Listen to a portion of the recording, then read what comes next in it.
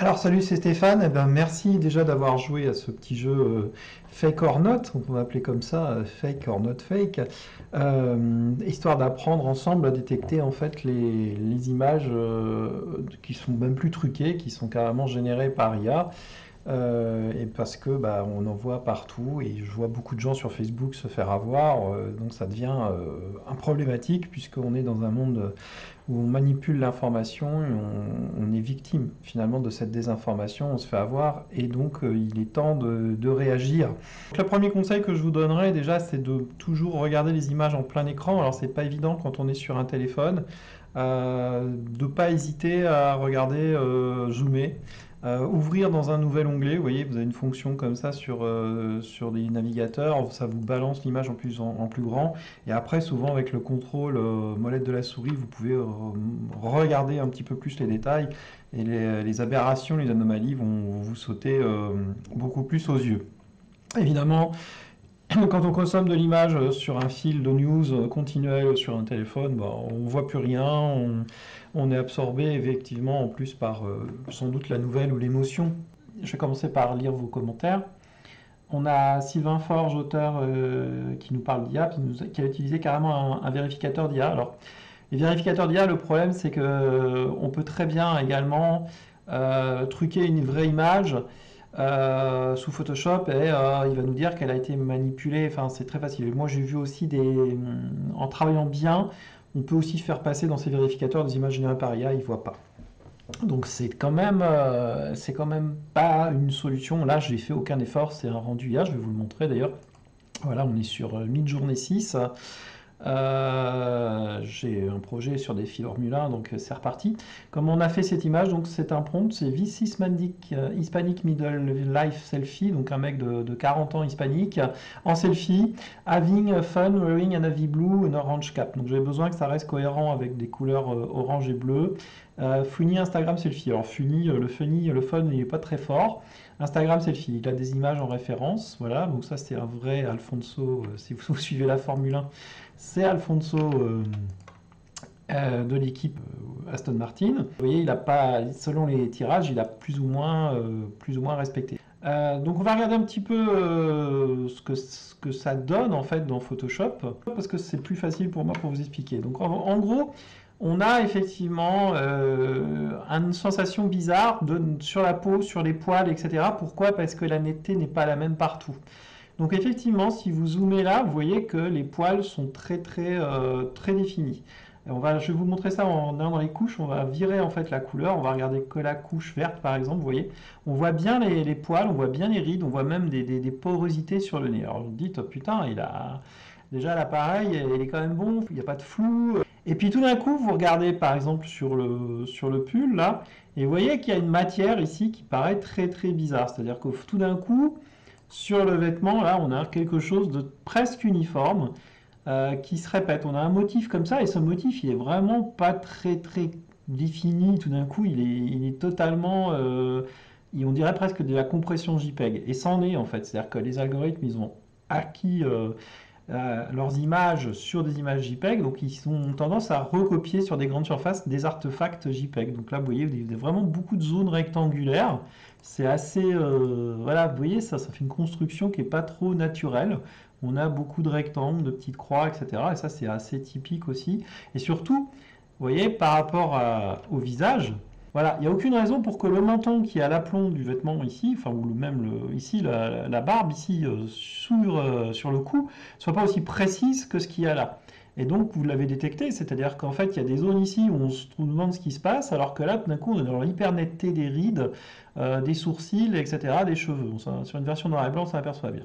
La façon dont ils rendent, ils ont tendance à rajouter de la netteté, et essayer de privilégier toujours les cheveux, les sourcils, la barbe, le grain de la peau, la dentelle sur les femmes, le tissu des dentelles, et forcément, ils ne le font pas partout.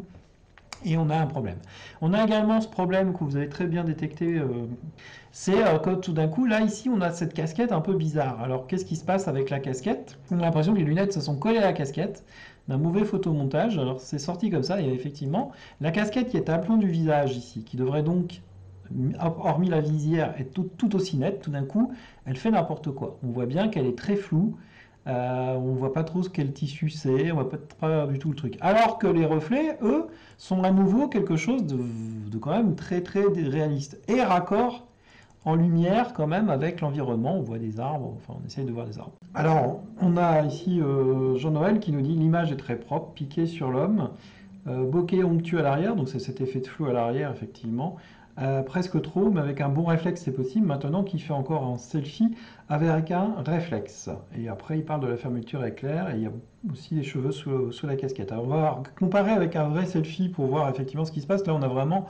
un effet de flou, très fort, presque artistique.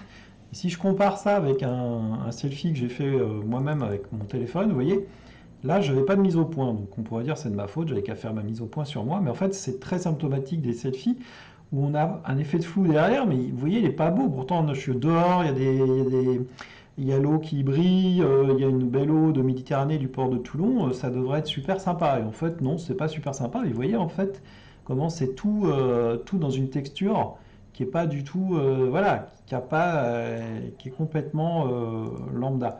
Et si on regarde un petit peu sur mon vêtement, vous voyez, donc là, il n'y a pas un piqué plus qu'un autre. Donc là, c'est cohérent, tout est flou. Hein, j'ai pas d'un changement de texture tout d'un coup parce que alors vous me direz, je suis pas au bon point. Et vous voyez la texture du tissu par rapport à celle de tout à l'heure, vous voyez, elle est extrêmement beaucoup plus aléatoire, elle fait presque plus naturelle, elle n'a pas ces espèces, pourtant elle a quand même été comprimée, hein, c'est quand même un fichier JPEG, mais elle n'a pas cette espèce de motif carré qu'on avait tout à l'heure sur les vestes on le voit encore hein, bien ici, de Matteo, là, du faux Matteo. Alors ensuite on a effectivement tout à fait ce que disent beaucoup d'entre vous, et Fabrice notamment, coucou Fabrice, mon ancien associé de 3D Weave, on a fait de l'image de synthèse ensemble pendant 12 ans, donc on connaît un peu l'image. Effectivement, on a une énorme anomalie ici de la fermeture éclair, et vous voyez, bah tiens, sur le col aussi, la même chose. Donc on va regarder ça sur vous voyez, mon col aussi, il est dans le vent ici, mais vous voyez bien que la fermeture éclair, elle est bien à un emplacement. Celle-là, elle est ouverte complètement, celle-là, elle est fermée, on voit bien ici le petit attache là, que j'ai là, regardez, là, même si c'est en bordel, on comprend. Là, j'ai mon col de t-shirt qui vient interférer, mais vous voyez, mon col, il n'est pas dans 36 changes. Il y a un col, il y a une arête du col. Ma fermeture éclair, elle n'est pas à 10 000 km de l'arrêt de la fermeture, vous voyez. Et là, en plus, pour un truc qui est très propre, tout d'un coup, on a une espèce de fermeture totalement dégueulasse qui se confond avec, on dirait presque des espèces de poils de torse arrachés. Enfin, ça n'a aucun sens. Alors c'est marrant, hein, effectivement. Donc l'IA, en fait, sachez-le, elle se plante toujours sur les boutons. Regardez les cols de chemise, les alignements de boutons, les sangles, etc. C'est toujours en train de déconner à cet endroit-là, même les dernières versions. Alors il n'y a pas que Midjourney, hein, il y a d'autres modèles, mais c'est quand même un très très bon indice de comment ça déconne. Je vais vous remontrer ça sur d'autres rendus ici. Vous voyez, c'est une constante dans tous ces portraits. On peut se dire, bah, celui-là, il est bien quand même. Eh bien, regardez le col, il est en train de faire n'importe quoi. Il y a carrément deux fermetures ici. Il y en a une ici et une ici. Et pourtant, elles sont au même niveau.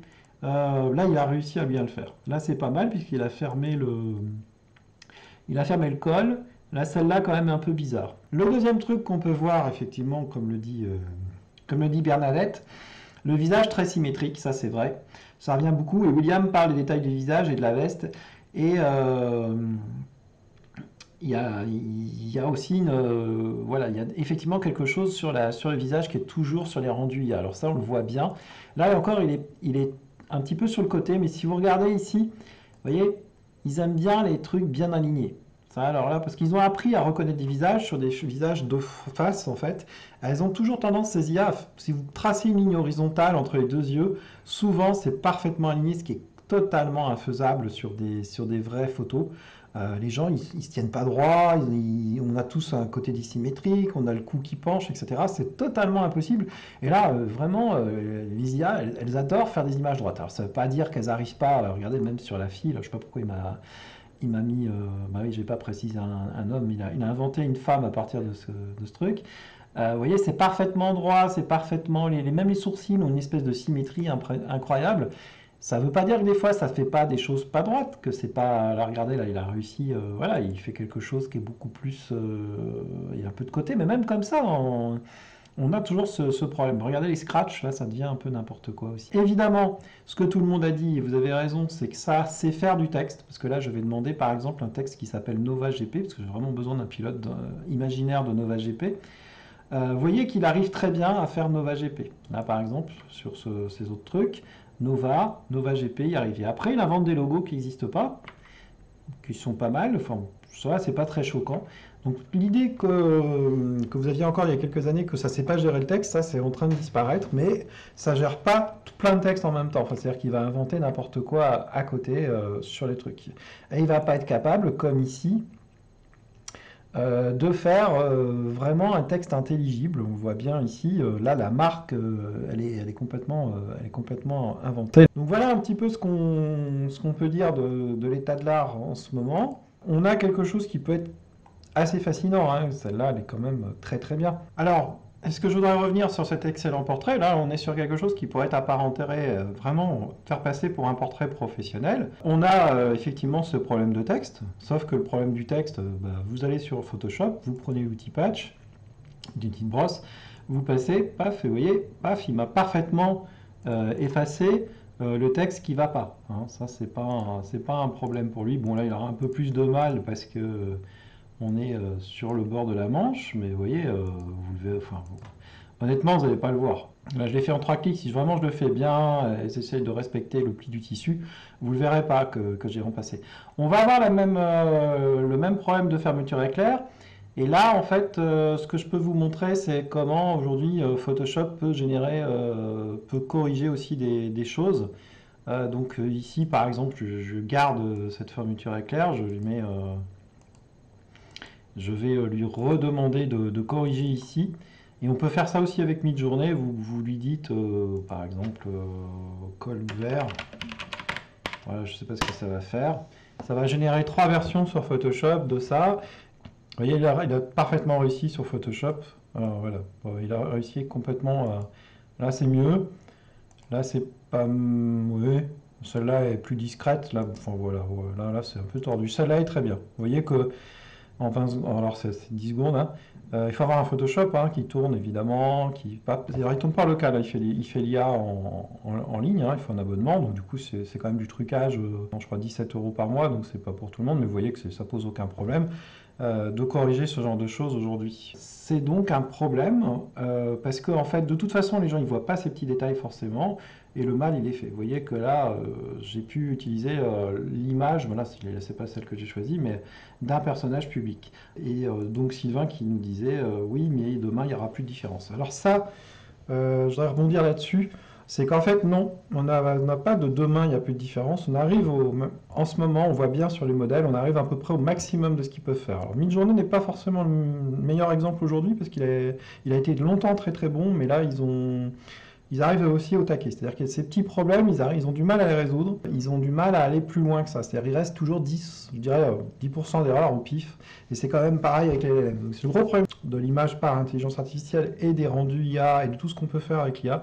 Il y a toujours 10% en minimum d'anomalies, de gros bugs, de conneries. De la même façon, dans les LLM de texte, il y a toujours de la merde.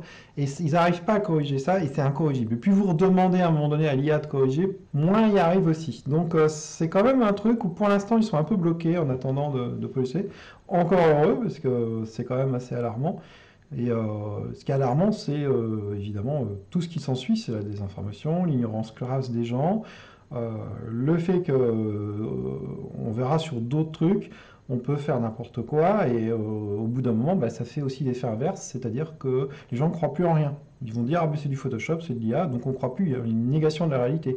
Et ça, c'est très grave, effectivement. Ça va encore faire une vidéo de 3 heures. Mais en tout cas, merci d'avoir joué à Faker Note avec moi. Merci à Bernadette, William, Sylvain Forge, notre spécialiste de l'humour, Virgile, Alexis, Marie, salut Marie, ça fait longtemps, Vincent Vergejab, coucou, Gisclin, merci à Jean-Noël, graphiste aussi, et merci, voilà, merci à tous et merci à Fabrice. Voilà, allez, ciao!